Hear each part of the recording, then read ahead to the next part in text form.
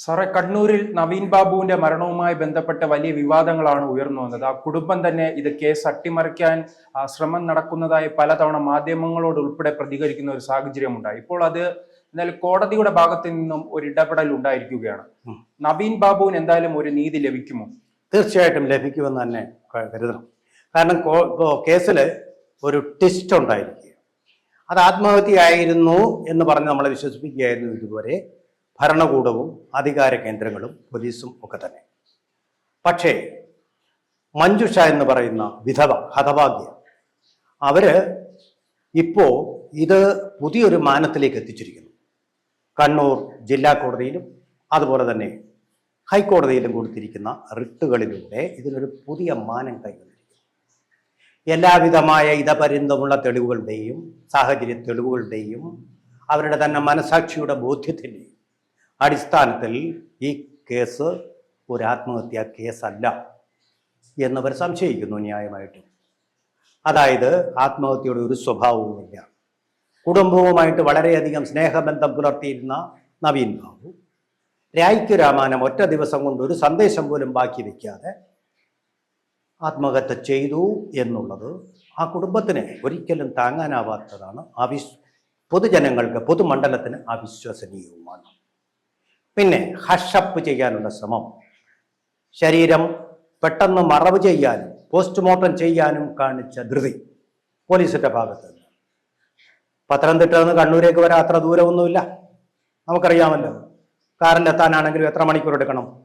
അതിന് പോലും കാത്തു നിൽക്കാതെ വളരെ പെട്ടെന്ന് പോസ്റ്റ്മോർട്ടം റിപ്പോർട്ട് സമർപ്പിക്കുക.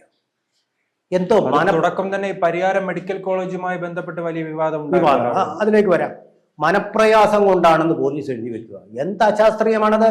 നിങ്ങൾ ഒരാളുടെ മനപ്രയാസം എങ്ങനെ കണ്ടുപിട്ടാനുള്ള സൂക്ഷ്മദർശിനി വല്ലതുണ്ടോ? നിങ്ങളുടെ സ്റ്റെതസ്കോപ്പ് ഉണ്ടോ? ഏത് യന്ത്രോപകരണമാണ് കണ്ടുപിടിച്ചിട്ടുള്ളത് മനുഷ്യന്റെ മാനസിക പ്രയാസങ്ങൾ കണ്ടുപിടിക്കാൻ വേണ്ടിയിട്ട്? ആ മനുഷ്യനെല്ലാം മറ്റാർക്കറിയാൻ പറ്റും അത്? ഇതൊക്കെ വായിച്ചെടുക്കാനാണോ പോലീസ് ഇരിക്കുന്നത്? അങ്ങനെയുള്ള ഇൻക്വസ്റ്റുകളും പോസ്റ്റ്മോർട്ടങ്ങളും മഹസുകളും തയ്യാറാക്കി നമ്മളുടെ സാമാന്യ ബുദ്ധിയെ അവർ ചോദ്യം ചെയ്യണം.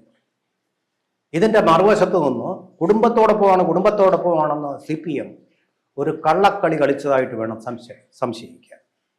കാരണം ആട്ടിൻ തോലിട്ട് മറച്ച ചെന്നായ എന്നൊക്കെ പറയുന്ന പോലെ ക്രമേണ ആ തോലിൽ നിന്ന് ചെന്നായുടെ തനി രൂപം പുറത്തു വരും. നീലക്കുറുക്കനായാലും ശരി, തനി ഗുണം പുറത്തു വരും എന്ന് പറയുന്നത് പോലെ കുടുംബത്തോടൊപ്പം എന്ന് ഇതുവരെ പറഞ്ഞ CPM അതിന്റെ കണ്ണൂർ ഘടകം അവിടെ അവരെ ജാമ്യത്തിൽ ഇറക്കാൻ വേണ്ടി തിടുക്കം കാണിച്ചു. തുടക്കം തന്നെ ഈ തർക്കം ഉണ്ടായിരുന്നില്ല കണ്ണൂരും അതോടൊപ്പം തന്നെ പത്തനംതിട്ട ഏരിയ കമ്മിറ്റികൾ ജില്ലാ കമ്മിറ്റികൾ തമ്മിൽ ഒരു തർക്കം. അതെ, ഇതെല്ലാം ഒരു കള്ളക്കളിയുടെ ഭാഗമാണെന്നാണ് ഇപ്പോൾ നമുക്ക് ബോധ്യമാവുന്നത്. അതായത് പത്തനംതിട്ട ജില്ലാ കമ്മിറ്റി അങ്ങനെ ഒരു നിലപാടെടുക്കണം CPMന് വേണ്ടി. എന്തുകൊണ്ടെന്നാൽ നവീൻ ബാബുവിന്റെ കുടുംബം പരമ്പരാഗതമായിട്ട് CPM കുടുംബമാണ്. പത്തനംതിട്ട ജില്ലയിലും എനിക്കറിയാം, അതുപോലെ സമീപ ജില്ലകളിലുമൊക്കെ അങ്ങനെ പാർട്ടി കുടുംബങ്ങളുണ്ട്. പരമ്പരാഗതമായിട്ട് തന്നെ CPMന്റെ കൊടി പേറുകയും അവർക്ക് വോട്ട് ചെയ്യുകയും ചെയ്യുന്ന, മുദ്രാവാക്യം വിളിക്കുകയും ഒക്കെ ചെയ്യുന്ന കുടുംബങ്ങൾ. അത്തരം ഒരു കണ്ണൂർ പോലെ അല്ലെങ്കിലും അത്തരം ഒരു കുടുംബത്തിൽപ്പെട്ട ആളാണ് അദ്ദേഹം. അപ്പൊ ആ പാർട്ടിയെ, ആ കുടുംബത്തെ, അവരുടെ ബന്ധുക്കളെ എല്ലാം അടുത്ത് നിർത്താൻ ഇങ്ങനെ ഒരു തന്ത്രപരമായിട്ടുള്ള അടവ് അവർക്ക് സ്വീകരിക്കും. അടവ് നയം എന്ന് അവരുടെ ഭാഷയിൽ പറയും. അത് സ്വീകരിക്കേണ്ടതായിട്ട് വന്നു. അടവ് നയം എല്ലാ കാലത്തും തള്ളിക്കളഞ്ഞിട്ടല്ലേ ഉള്ളൂ. അതെ, അടവ് നയം. പക്ഷെ അടവ് നയം അവരുടെ നിലനിൽപ്പിന് ആവശ്യമാണ്. അല്ലെ, ആ സമയത്ത് അടവ് നയം കുറച്ച് നാൾ കഴിഞ്ഞാൽ അത് ജനങ്ങൾ തിരിച്ചറിയും. ഡീക്ലാസിഫൈഡ് സീക്രട്ടുകൾ ഡീക്ലാസിഫൈ ചെയ്യുന്നത് പോലെ അത് പുറത്തു വരും. അടവ് നയമായിരുന്നു. അതാണ് ഇപ്പൊ സംഭവിച്ചിരിക്കുന്നത്. അത് ഡീക്ലാസിഫൈ ചെയ്യപ്പെട്ടു. പത്തനംതിട്ട ജില്ലാ ഘടകം ഇപ്പൊ പഴയ ഊർജം കാണിക്കുന്നുണ്ടോ ഇവരെ ഡിഫെൻഡ് ചെയ്യാൻ വേണ്ടിയിട്ട്? അതേസമയം നമുക്കറിയാവുന്നത് പോലെ തന്നെ സംസ്ഥാന സെക്രട്ടറി ഗോവിന്ദൻ പറഞ്ഞത് എന്താണ്? CBI അന്വേഷണമാണ് ഇവർ ഹൈക്കോടതിയിൽ ആവശ്യപ്പെട്ട കേസ്. CBI എന്ന് പറഞ്ഞാൽ കൂട്ടിലടച്ചിട്ട തത്തയാണ്. അതുപോലെ CBI ഒരിക്കലും വിശ്വസിക്കാൻ പറ്റില്ല എന്നൊക്കെ ഈ ജൽപ്പനങ്ങൾ പുറപ്പെടുവിക്കാൻ ഇദ്ദേഹത്തോട് ആരാണ് ആവശ്യപ്പെട്ടത്? ഒരു പാവപ്പെട്ട നിരപരാധിയായിട്ടുള്ള സ്ത്രീ, ഒരു വിധവയായിട്ടുള്ള സ്ത്രീ, വിധുരയായിട്ടുള്ള സ്ത്രീ, ആ സ്ത്രീ ഒരു അപ്പീൽ കോടതിയിൽ കൊടുക്കുമ്പോൾ നിങ്ങൾ CBIക്കെതിരെ സർട്ടിഫിക്കറ്റ് കൊടുക്കുന്നത്? അത് അവരുടെ വിശ്വാസം, അവരുടെ ബോധ്യം. കേരള പോലീസ് ഒന്നും ഒരു ചുക്കും ചെയ്യുന്നില്ല എന്നുള്ള ബോധ്യം. എന്ന് മാത്രമല്ല, ശ്രീജിത്ത് കിടാരി എന്ന് പറയുന്ന ഒരാളാണ് കണ്ണൂർ ജില്ലയിലെ പോലീസ് ഇൻസ്പെക്ടറായിട്ട് ഈ അന്വേഷണം നടത്തുന്നത്. എന്ത് അന്വേഷണം നടത്താൻ? അതുപോലെ കണ്ണൂർ ജില്ലാ കളക്ടറോട് ചോദ്യം ചോദിക്കുന്ന ആര്? അവിടുത്തെ പോലീസ് ഓഫീസർമാർ. ആർ ജില്ലയിലെ മുഴുവൻ ലോ ആൻഡ് ഓർഡറിന്റെ കസ്റ്റോഡിയൻ എന്ന് പറഞ്ഞാൽ ജില്ലാ പോലീസ് സൂപ്രണ്ടിനേക്കാൾ ഉയരത്തിലിരിക്കുന്ന തസ്തികയാണ് കലക്ടർ. ആ കലക്ടറോട് ചോദ്യം ചോദിച്ചിട്ടില്ലായിരുന്നു. കോടതിയിൽ മഞ്ജുഷ ഈ റിട്ട് കൊടുത്തതിന് ശേഷമാണ് അന്വേഷണം വന്നത്. ഇതെല്ലാം കൂടി ഒരു ഗുളിക രൂപത്തിലാക്കി ഇപ്പോൾ ഹൈക്കോടതി കൊടുത്തിട്ടുണ്ട്. ഹൈക്കോടതി ഇതിൻ്റെ ന്യായാന്യായങ്ങൾ നോക്കാതിരിക്കുകയില്ല.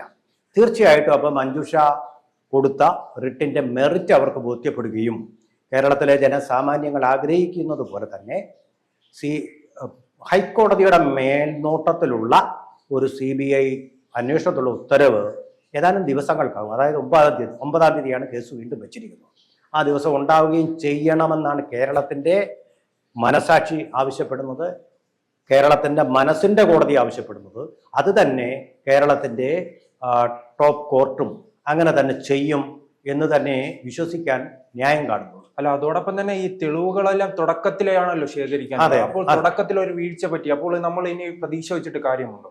വയ്ക്കാമല്ലോ. അത് പറയാം. നമ്മൾ CBI ഡയറി കുറിപ്പിലൊക്കെ കണ്ടാണല്ലോ, തെളിവുകളെല്ലാം മായ്ച്ചെടുത്ത് അവർ വളരെ വിദഗ്ധമായിട്ട് ബുദ്ധിയുള്ള ഓഫീസർമാർ വേണം, അല്ലെങ്കിൽ നടക്കില്ല. ബുദ്ധിയുള്ള ഓഫീസർമാർക്ക് ഇതെല്ലാം കണ്ടുപിടിക്കാം. നമ്മുടെ ഇപ്പൊ ജീവിക്കുന്നത് ഈ അന്വേഷണവുമായി ബന്ധപ്പെട്ട് ഞാൻ കേട്ടിട്ടുണ്ട്, ആദ്യത്തെ ഒരു 24 മണിക്കൂർ നാം എത്രത്തോളം ഈ തെളിവുകൾ ശേഖരിക്കുമോ അതാണ് ഈ കേസുമായി മുന്നോട്ട് പോകുമ്പോൾ നമുക്ക് പ്രയോജനപ്പെടുന്നത് എന്ന് കേട്ടിട്ടുണ്ട്. അത് പഴയ ക്രിമിനൽ സയൻസ് ആണ്.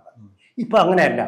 ഇതെല്ലാം നമുക്ക് ഈ ടെലികോം യുഗത്തിൽ ഇതെല്ലാം നമുക്ക് കണ്ടുപിടിക്കാനുള്ള വഴികൾ തെളിഞ്ഞു കിട്ടിയിട്ടുണ്ട്. ഇതിൻ്റെ വലിയൊരു അനുഗ്രഹമാണ്. ഇവർ സംസാരിച്ചിട്ട് ഇപ്പോൾ ആരും വീട്ടിലോട്ട് പോയി ഇന്ന കാര്യങ്ങൾ ഗൂഢാലോചന നടത്താറില്ല. എല്ലാ ഗൂഢാലോചനകളും നടത്തുന്നുള്ള വഴി ഏതാണ്? ഈ ടെലികോം ഹൈവേ, സൂപ്പർ ഹൈവേ ആണ്.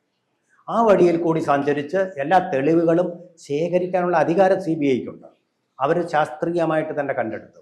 എത്ര തവണ വിളിച്ചിട്ടുണ്ട്, എന്താണ് വിളിച്ചത്, അതിൽ ബന്ധപ്പെട്ട ആൾക്കാരെ എല്ലാം വിളിച്ചു വരുത്തും. ഒരുമിച്ചിരുന്ന് മൊഴിയെടുക്കും. വേണമെങ്കിൽ പ്രത്യേകവും മൊഴിയെടുക്കും. പക്ഷേ സംഭവം നടന്ന് ഇത്രയും നാൾ കഴിഞ്ഞിട്ടും ഒരു തുമ്പ് കണ്ടെത്താൻ എന്തായാലും നിലവിൽ പോലീസിന് കഴിഞ്ഞിട്ടില്ല. അല്ല, അത് കഴിഞ്ഞിട്ടില്ല. ആത്മഹത്യയാണെന്നുള്ളതിന്റെ തുമ്പ് പോലീസിന് കണ്ടെത്താൻ കഴിഞ്ഞിട്ടില്ല. അതുകൊണ്ടാണ് ഇത് പറയുന്നത് കൊലപാതകമായിരിക്കണമെന്ന്. അപ്പോൾ സാഹചര്യ തെളിവുകൾ അത് അനുവദിക്കുന്നില്ല. കാരണം കണ്ണൂരിലെ ഒരു മുതിർന്ന ഗസറ്റഡ് ഓഫീസർ പോവുകയാണ്. അദ്ദേഹത്തിനെ യാത്ര അയക്കാൻ അവിടുത്തെ ഒരു ഉദ്യോഗസ്ഥൻ പോലും കൂടെ പോവില്ലേ? ഒരു ഡ്രൈവർ മാത്രമാണോ പോവുക?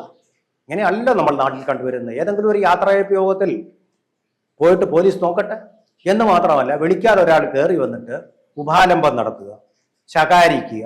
ആർക്ക് വേണ്ടി? ഈ പറയുന്ന പ്രശാന്ത് എന്ന് പറയുന്ന ഫ്രോഡെന്ന് കരുതേണ്ട ആളിന് വേണ്ടിയിട്ട്. അതൊക്കെ എന്ത് നാടകമാണ്! എവിടെങ്കിലും കേട്ട് കഴിയുള്ള കാര്യമാണത്.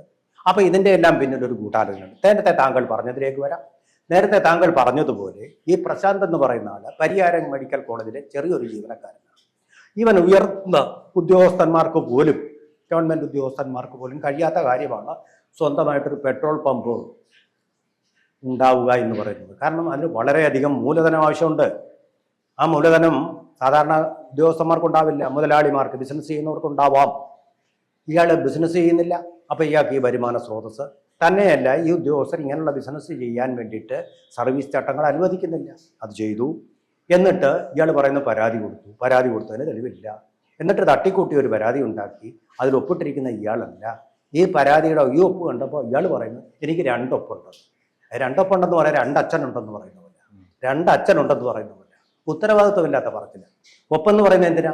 It is our identity. എനിക്ക് 2 ഐഡന്റിറ്റി കാർഡ് ഉണ്ടെന്ന് പറഞ്ഞാൽ എങ്ങനെയാണ് ശരിയാവും? അത് പാടില്ലല്ലോ. എനിക്ക് 2 പാസ്പോർട്ട് ഉണ്ടെന്ന് പറയുന്ന പോലെ അല്ലേ അത് ഫ്രോഡല്ലേ? അത് കള്ളത്തരമല്ലേ? അപ്പോൾ കള്ളത്തരത്തിന്റെ പശ്ചാത്തലമുള്ള കള്ളത്തരത്തിന്റെ പശ്ചാത്തലമുള്ളത് പ്രശാന്താണ്. നവീൻ ബാബുവിന്റെ ഏതെങ്കിലും ഒരു കള്ളത്തരം ആരെങ്കിലും ഇതുവരെ പറഞ്ഞു? അല്ല, ഇത്രയും സിമ്പിളായ ഒരു കാര്യം മനസ്സിലാക്കാൻ പോലീസിന് കഴിയുന്നില്ലേ?